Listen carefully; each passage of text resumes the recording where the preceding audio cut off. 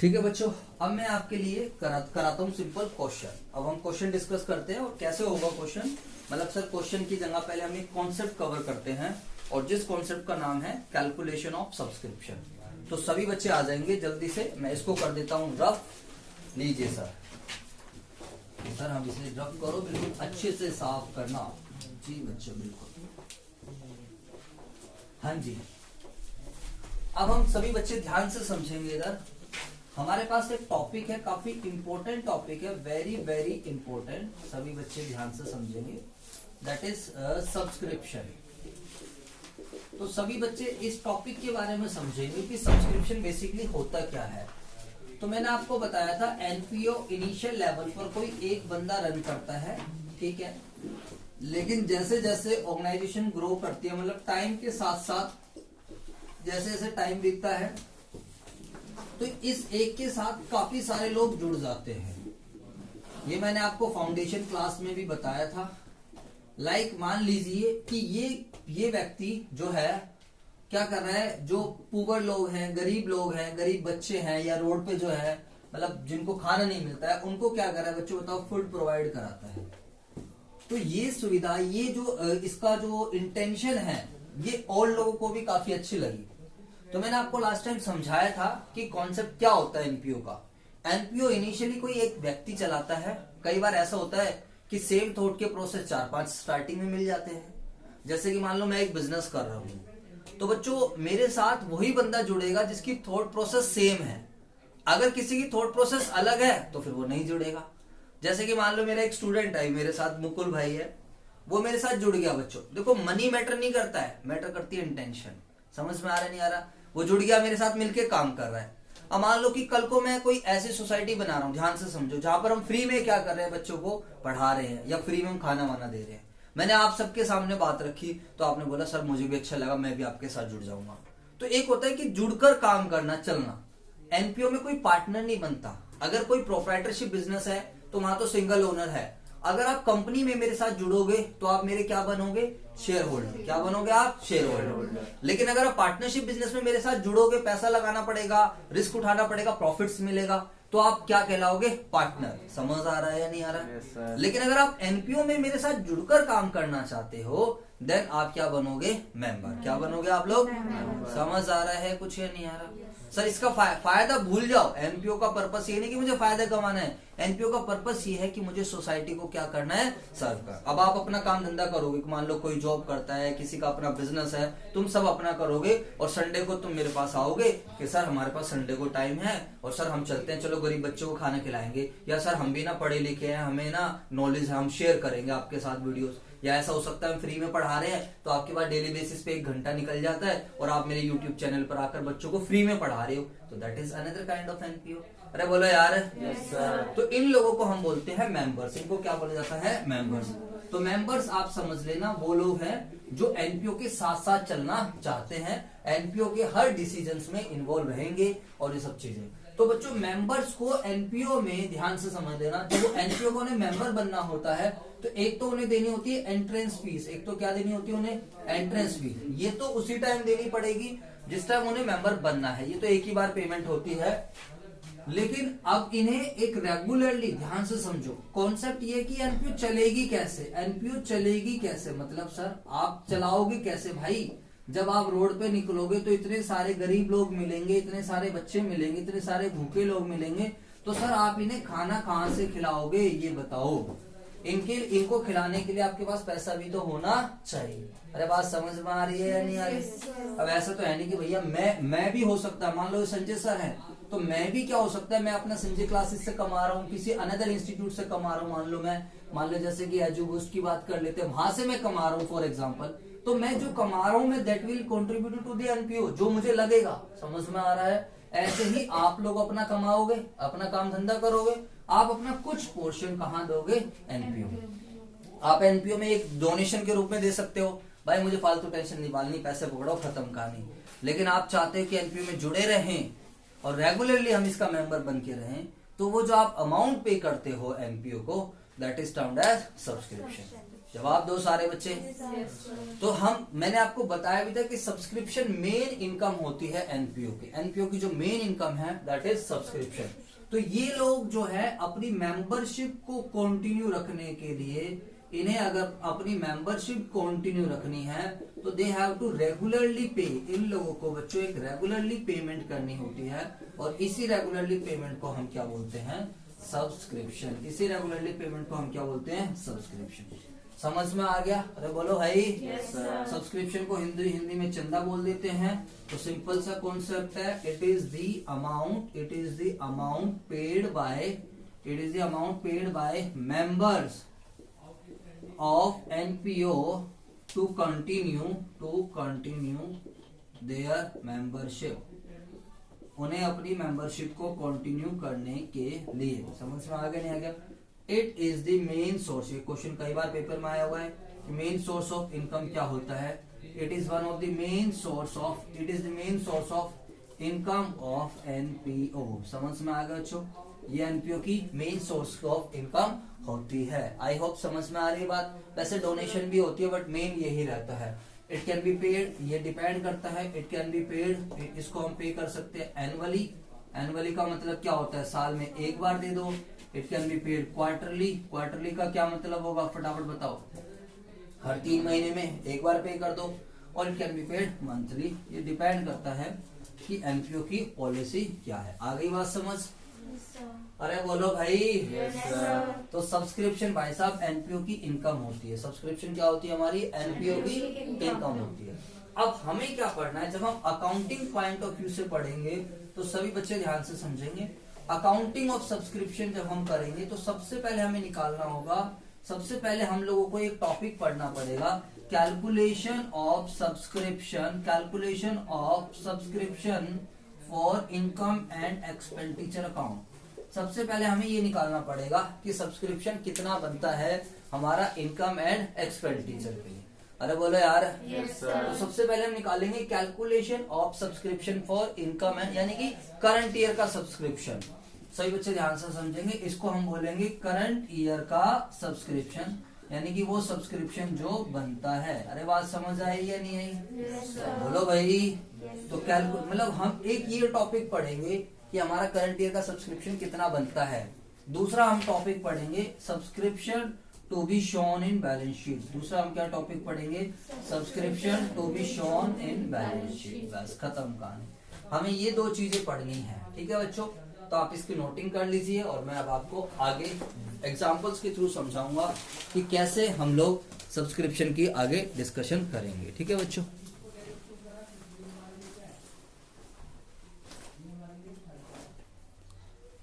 अब बच्चों हम लोग डिस्कस करेंगे फर्स्ट जो है हमारे पास topic, that is calculation of subscription for income and expenditure account. बात आ रही समझ या नहीं आ रही? फटाफट बताओ सारे बच्चे। अब हम लोग ये डिस्कस करेंगे कि जो सब्सक्रिप्शन निकलता है इनकम एंड एक्सपेंडिचर। बच्चों एक बात बताओ, आपको कुछ याद है इनकम एंड एक्सपेंडिचर अकाउंट कैसे बनता है? What is the nature of income and expenditure account? जल्दी से बताओ मुझे, अगर आपको कुछ याद हो तो। भाई साहब बड़ा सिंपल सा कॉन्सेप्ट है, अगर आपको याद है तो मुझे बता दो, नहीं याद है तो मैं बता दूं। इनकम एंड एक्सपेंडिचर अकाउंट में कुछ बातें मैंने आपको बताई थी ऐसे करके। रिवेन्यू नेचर, दूसरा करंट ईयर और एक्रूवल। अच्छा एक बात बताओ, मैं आपसे एक सिंपली क्वेश्चन पूछ रहा हूं, मुझे आप बताओ कि इनकम एंड एक्सपेंडिचर अकाउंट में डेबिट साइड में हम क्या लिखते हैं? फटाफट बताओ। डेबिट साइड में क्या आता है? हाँ जी बोल दिया करो भाई, एक्सपेंडिचर। और क्रेडिट साइड में क्या आता है? इनकम। तो आपको क्या लगता है कि जो सब्सक्रिप्शन है वो डेबिट साइड आएगा या क्रेडिट साइड आएगा? बोलो भाई। Credit side. अगर आप इनकम एंड एक्सपेंडिचर को थोड़ा भूलने लग जाओ, नहीं कुछ याद आए, तो आप अपने माइंड में ऐसे समझ सकते हो, it is just like profit and loss account. ये क्या है बच्चों बताओ? Profit and loss account. बस 11th क्लास में कम से कम 50 क्वेश्चंस आपने प्रॉफिट एंड लॉस अकाउंट के करे होंगे, तो एटलीस्ट कुछ तो आइडिया लग जाएगा। तो क्रेडिट साइड में हमारी इनकम आती है बाय सब्सक्रिप्शन। लेकिन बच्चों ये है कुछ 11th की तरह ही है, बट थोड़ा सा एक्स्ट्रा है, क्योंकि 11th में खाली 2 ही एडजस्टमेंट होती थी, करंट ईयर का एंड में आउटस्टैंडिंग या फिर एडवांस, 2 ही रहता था। यहाँ थोड़ा सा ज्यादा रहेगा। तो आप सब बच्चों को एक बात ध्यान रखना है यहाँ पर कि आपको जो सब्सक्रिप्शन दिखाना है, आपको जो क्या करना है सब्सक्रिप्शन, वो आपको करंट ईयर का सब्सक्रिप्शन आना है। ठीक है सर। तो इसके लिए हमें बड़ी मेहनत करनी पड़ती है और तब कहीं जाकर हमें करंट ईयर का सब्सक्रिप्शन मिलता है। ठीक है बच्चों, अब सारे बच्चे ध्यान से देखो इधर। ये है मेरा रिसीप्ट्स एंड पेमेंट अकाउंट। ये है मेरा कौन सा अकाउंट है? Receipts and payment. कोई बच्चा नोटिंग मत कीजिए। मान लेते हैं फॉर द ईयर एंडिंग 31 दिसंबर 20 का ही मैं ले रहा हूं आप लोगों के लिए। अच्छा, मुझे फॉर्मेट थोड़ा याद दिलाओ। डेबिट साइड में क्या मिलता है? यहाँ पर रिसीप्ट्स एंड पेमेंट के डेबिट साइड में क्या देखने को मिलता है? क्या लिखते हैं? रिसीप्ट्स। आधे बच्चों को यही नहीं पता तो तुमने क्या ही घर जाके क्या करा है। क्वेश्चंस तो खैर क्या ही करे होंगे आप लोगों ने, पूछना पाछना तो बेकार है, मूड खराब करने वाली बात है। अच्छा जी बताइए सर, क्रेडिट साइड में क्या आता है? क्रेडिट साइड में आती है जी पेमेंट, सिंपल सी बात है जी। और बच्चों डेबिट साइड में, अच्छा बताओ सब्सक्रिप्शन आपको कौन सी साइड में देखने को मिलेगा? सब्सक्रिप्शन आपको कौन सी साइड में देखने को मिलेगा? फटाफट बताओ। सब्सक्रिप्शन, बैठ जाओ आराम से बैठ जाओ। सब्सक्रिप्शन आपको कौन सी साइड में देखने को मिलेगा? ठीक है बच्चों, अभी मैं आप लोगों से पूछ रहा था कि हमारा सब्सक्रिप्शन कौन सी साइड आएगा, तो आप बच्चों ने जवाब दिया कि सर ये जो रिसीप्ट्स एंड पेमेंट अकाउंट है, इसमें जो सब्सक्रिप्शन आएगा वो आएगा डेबिट साइड। ओके सर, ठीक है। अब ये है 31 दिसंबर 2020। ठीक है बच्चों, मान लेते हैं कि हमारा जो करंट ईयर है वो 31 दिसंबर को क्लोज हो रहा है, मतलब हमारी जो बुक्स है वो 31 दिसंबर को क्लोज हो रही है। तो 1 जनवरी 2020 को स्टार्ट हुआ, this is our current year. हम कोई मतलब फाइनेंशियल ईयर वाला करंट ईयर नहीं ले रहे हैं। ठीक है बच्चों। अच्छा मुझे बताइए, इनकम एंड एक्सपेंडिचर अकाउंट जो बनेगा वो भी किसके लिए बनेगा? फॉर द ईयर एंडिंग 31 दिसंबर 20। हाँ या ना? अरे बताओ भाई। Yes sir. तो बच्चों एक चीज आपके माइंड में होनी चाहिए, मैं आपसे पूछता हूँ, आप मुझे बताओ ये वाला जो 1 लाख रुपए का सब्सक्रिप्शन है, ये क्या लग रहा है आप लोगों को? ये खाली इस साल का होगा या इसमें पिछले साल का भी होगा या इसमें अगले साल का भी होगा? फटाफट बताओ सारे बच्चे। ऑल ईयर का होता है, क्योंकि रिसिप्शन पेमेंट अकाउंट किस बेसिस पर बनता है? कैश बेसिस पर। उसका बस सिंपल सा मतलब क्या है? पैसा मिले तो रिकॉर्ड कर दो, पैसा जा रहा है तो रिकॉर्ड कर दो। उसको इस बात से मतलब नहीं है कि पैसा इस साल का मिल रहा है या पैसा पिछले साल का मिल रहा है या पैसा अगले साल का। अरे बोला यार। तो बच्चों आपको इस बात को अपने दिमाग में ध्यान रखना चाहिए, इसमें करंट ईयर की भी ट्रांजैक्शन होगी, प्रीवियस ईयर की भी होंगी और नेक्स्ट ईयर की भी होंगी। लेकिन जब ये सब्सक्रिप्शन यहाँ से यहाँ तक आएगा, बच्चों बताओ, यहाँ पर सब्सक्रिप्शन मिला है, यहाँ पर आएगा क्रेडिट साइड में, तो मुझे बताओ ये यहाँ से यहाँ तक जब आएगा तो यहाँ पर ये वाले 3 फिल्टर लगेंगे। रिवेन्यू नेचर का चाहिए, करंट ईयर का होना चाहिए और एक्रूअल बेसिस। बोलो हाँ या ना? Yes sir. देखो सब्सक्रिप्शन रिवेन्यू नेचर का आइटम है, नो डाउट, कोई प्रॉब्लम नहीं है, क्योंकि बार बार एनपीओ को मिलता है और एनपीओ की मेन सोर्स ऑफ इनकम है। अब हमें मेहनत करनी है करंट ईयर पर और एक्रूअल बेसिस पर। इन 2 पॉइंट्स पर हमें मेहनत करनी है। अब मेरा आपसे क्वेश्चन है, ये जो 1 लाख रुपए का सब्सक्रिप्शन है, ये क्या लग रहा है आपको देखकर कि ये सारा करंट ईयर का है? मतलब ये बताया टोटल रिसीव, ऐसा कुछ क्वेश्चन बता रहा है 1 लाख इस साल रिसीव हुआ है बस। अब मेरा आप लोगों से क्वेश्चन है कि मुझे बताइए ये जो 1 लाख रुपए का सब्सक्रिप्शन है, ये सारा का सारा करंट ईयर का है या इसमें कुछ पहले का भी है? बताओ, ये 2019 है हमारा, या इसमें कुछ अगले साल का भी है, 2021 का भी है? फटाफट बताओ सारे, क्या लग रहा है इसको देखकर? हाँ जी पायल। 3 साल का हो सकता है। अच्छा 3 साल का हो सकता है। हाँ जी तरु। सर होने को तो 3 साल का भी हो सकता है, 1 साल का भी हो सकता है। तो आपको क्या लग रहा है? सर अमाउंट ज्यादा है तो 3 साल का हो सकता है। 3 साल का। अच्छा जी, आपको कैसे पता चला ये अमाउंट ज्यादा है? ज्यादा की डेफिनेशन कहाँ लिखी हुई है? हाँ जी आप बताओ। सर 3 साल का। 3 साल का, अच्छा। हाँ जी आप बताओ साक्षी। सर 3 साल का ही है। 3 साल का ही है। क्यों है 3 साल का?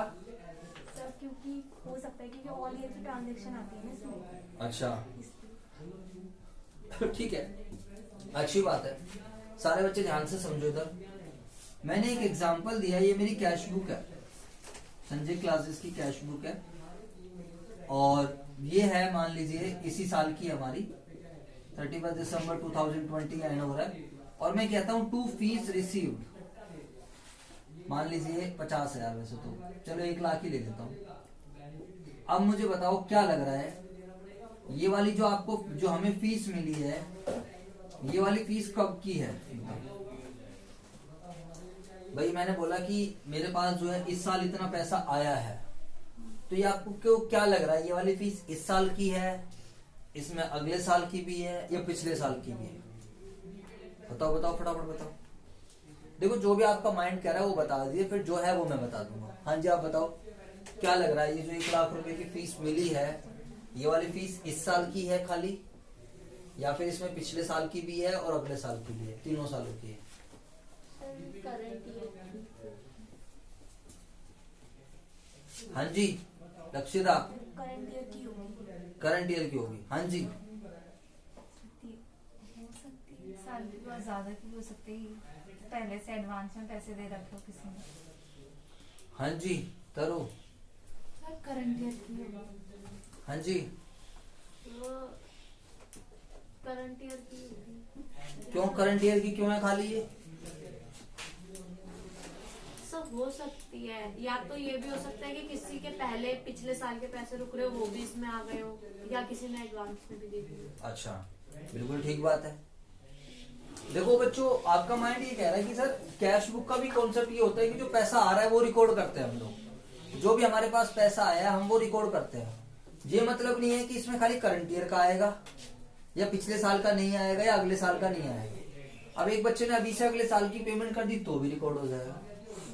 तो बच्चों एक जनरल चीज क्या रहती है, जब क्वेश्चन साइलेंट है या हमें नहीं पता चल रहा है, मैं बोल रहा हूँ मुझे 1 लाख रुपए मिले, ध्यान से समझो, मैं इस साल आपको पढ़ाने आ रहा हूँ, मैं सिंपल ये बात बोल रहा हूँ कि बच्चों इस साल मुझे 1 लाख रुपए की फीस मिली है, बस इतना सेंटेंस में अगर बोल रहा हूँ तो आप लोग खुद दिमाग लगा सकते हो। इस साल मुझे 1 लाख रुपए की फीस मिली है, तो इससे आप थोड़ा डीपली जाकर सोचोगे तो ये शो कर रहा है कि इस साल के पैसे हमारे लिए, इस साल जो हमें पैसे मिले हैं।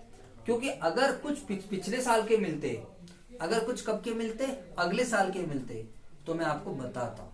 समझ में आ रहा नहीं आ रहा? अगर कुछ एक्सेप्शनल होता है तो क्या करे जाता है, क्वेश्चन आपको बताएगा।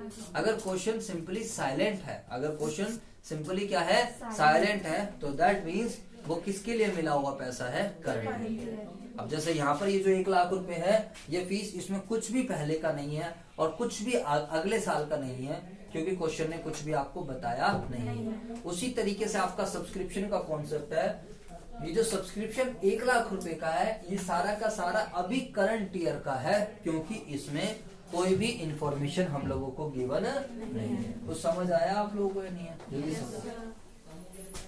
तो बच्चों अगर हमारा ये क्वेश्चन आए थे, चुपचाप बैठे आराम से, पिटाई वरना बहुत ज्यादा होगी। तो बड़ा सिंपल सा कॉन्सेप्ट है, हम लोगों को क्या मिला है, सब्सक्रिप्शन। क्या मिला है, सब्सक्रिप्शन। सब्सक्रिप्शन हमारा क्वेश्चन सिंपल है, 1 लाख है, कोई भी इंफॉर्मेशन नहीं है, तो इट सिंपली रिप्रेजेंट कि ये हमें करंट ईयर का। समझ में आ गई बात? अरे बोलो यार। क्योंकि अगर इसमें कुछ पिछले साल का होगा, अगर इसमें कुछ अगले साल का होगा, तो क्वेश्चन बता देगा। तो ये मेरा केस नंबर 1 कवर होता है, और इस केस नंबर 1 के थ्रू आपके कॉन्सेप्ट्स बन रहे हैं। यस सब्सक्रिप्शन रिवेन्यू नेचर का है, इनकम एंड एक्सपेंडिचर में जाएगा, नो डाउट, बट कौन सा जाएगा, करंट ईयर का। तो सर अब ये तो 1 लाख, इस वाले केस में खाली कितना ही है, 1 लाख। समझ आ गया बच्चों? अब मैं आपके सामने बना रहा हूं केस नंबर 2। फटाफट मुझे बताओ सभी बच्चे, मैं कहता हूं 2 सब्सक्रिप्शन, और बड़ी आसान सी चीज है, 1 लाख रुपए। इसी के ब्रैकेट में 2 बातें लिखूंगा, इंक्लूडिंग 10,000 for 2019 and 20,000 for 2021। अब मुझे बताओ सारे बच्चे, अब क्या मतलब है इसका? हाँ जी, फटाफट बताओ, इसका क्या मतलब निकल कर आ रहा है? इंक्लूडिंग का क्या मतलब है? फटाफट बताओ सारे बच्चे।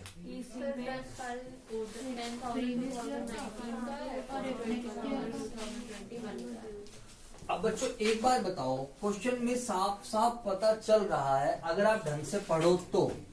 हाँ जी सर, टोटल तो हमें मिला है 1 लाख, पैसे तो आए हैं 1 लाख, बट इंक्लूडिंग का मतलब होता है शामिल होना। इंक्लूडिंग का क्या मतलब है? शामिल। इस 1 लाख में पिछली बार के शामिल है, कितने शामिल है? 10,000। और अगले साल के शामिल है, कितने शामिल है? 20,000। देखो आप सब बच्चों को एक बात पता है, करंट ईयर ये है, नेक्स्ट ईयर ये है, और प्रीवियस ईयर हमारा ये है मान लीजिए। तो करंट ईयर अगर हमारा 2020 है, मैं कहता हूं कि मुझे टोटल जो मिल रहा है, मुझे टोटल मिल रहा है 1 लाख। इस 1 लाख में पिछली बार का कितना मिल रहा है? यहां से यहां जा रहा है, यानी कि जो रिलेटेड टू प्रीवियस ईयर का है, प्रीवियस ईयर का इस 1 लाख में कितना है? 10,000। अरे बोलो यार। और इस 1 लाख में अगले साल के लिए मिल रहा है, कितने शामिल है? 20,000।